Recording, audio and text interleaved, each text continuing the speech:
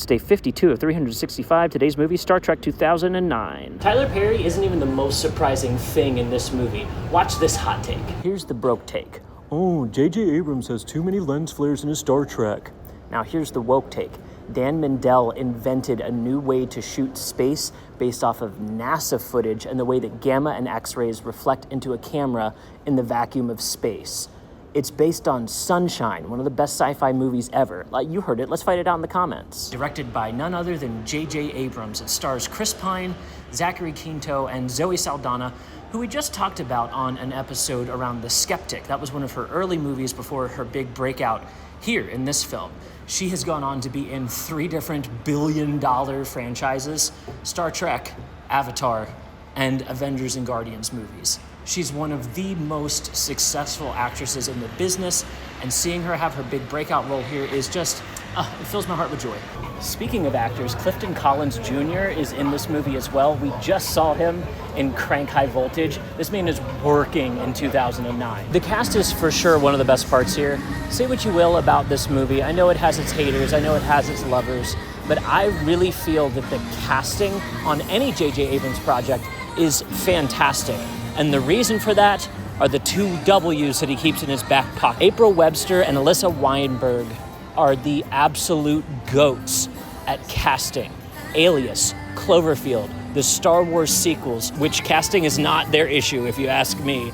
They have cast some of the best sci-fi current cast that we are seeing today and setting the archetype for the new generation of how we look at these stories, the kinds of characters that we talk about within them. If your worries are equality in Hollywood, these are the casting directors that are making sure that we have diversity on our big screen blockbusters of the days of old. This is a new generation, not the next generation, but a new generation. I believe this casting duo has done nothing but spin gold as they've worked with J.J. Abrams. We won't give the man all the credit, but these are the 2 W's he keeps in his back pocket. Pine and Quinto are pretty excellent in this movie. Pine has the unfortunate task of having to reimagine Kirk for 2009. This is a character that's not super relatable because he comes out of the 60s, and a lead in the 60s is doing different things and having different things asked of him than a lead in 2009.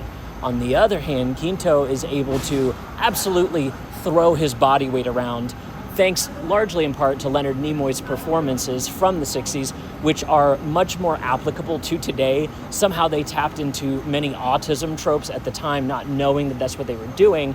And here Quinto is in 2009, able to reimagine that character for us as a younger, hotter, cooler, however you want to see it, version of him. I really love the reimagining just within the casting itself. Again, say what you will about the plot, say what you will about the writing, but the actors themselves are really throwing themselves at this, and I can really appreciate that. The filmmaking is slick and sharp. Abrams has been working in digital cinematography and digital filmmaking since the late 90s, and it's really on display here. He is setting the tone for what sci-fi is going to look like for the next 2 decades as he leads us into the Star Wars era. I feel it really pays off in this series, and yes, I mean the lens flares as well, as I said at the top. God forbid a cinematographer reference Sunshine in their movie or use NASA footage to tell us what it's like to shoot cameras in outer space. He's trying to bring us into that environment, the way it would look and feel as a futuristic astronaut. I love the lens flares, and I know a little bit more about cinematography than the average bear. First off, every film by Dan Mindell has a unique look. There's a reason Tony Scott worked with this man a lot. Enemy of the State, wild. John Carpenter of Mars, crispy. And you can't tell me that even Rise of Skywalker doesn't look excellent. There's not a misframed or out of focus shot in the whole movie.